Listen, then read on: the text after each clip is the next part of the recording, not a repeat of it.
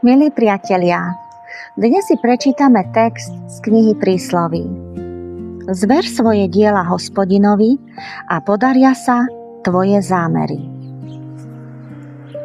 Niekedy mám pocit, že dnešný život je stále rýchlejší. Máme technológie, ktoré nám majú šetriť čas. Máme rôzne pomôcky, kalendáre, pripomienky a predsa ako by sme toho času mali stále menej. Chodíme do práce, staráme sa o rodinu, treba nakúpiť, upratať, vybaviť veci na úradoch, pomôcť rodičom alebo deťom. A keď si večer sadneme, možno si povieme, kde ten deň vlastne tak rýchlo utiekol. A ja som tento týždeň premýšľala nad tým, čo je v živote naozaj dôležité.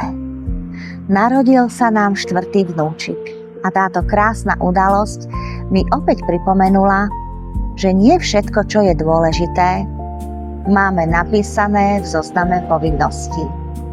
Lebo my si často naplánujeme, čo musíme stihnúť. Ale niekedy práve tie najkrajšie a najdôležitejšie chvíle nemáme v žiadnom zozname.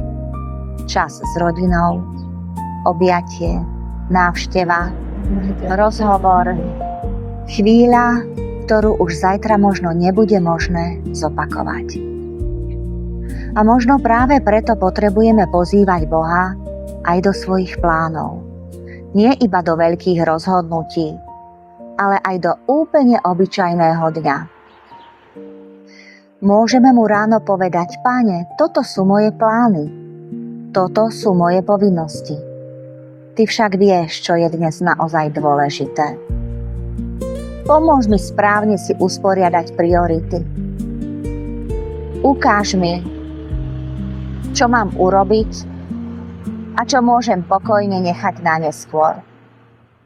Pretože keď odovzdáme Bohu svoj čas a svoje plány, možno sa náš deň nezmení a povinnosti neubudnú.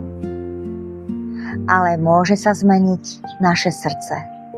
Dostaneme pokoj a múdrosť rozpoznať, čo je naozaj hodné nášho času.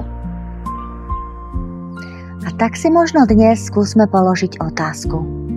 Čo mám vo svojom zozname ako najdôležitejšie? A čo tam možno vôbec nemám? Hoci je to pred Bohom a v mojom živote veľmi vzácne?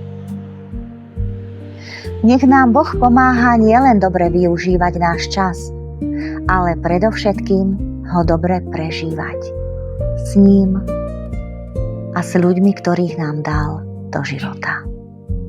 Prajem vám pokojnú nedeľu, priatelia.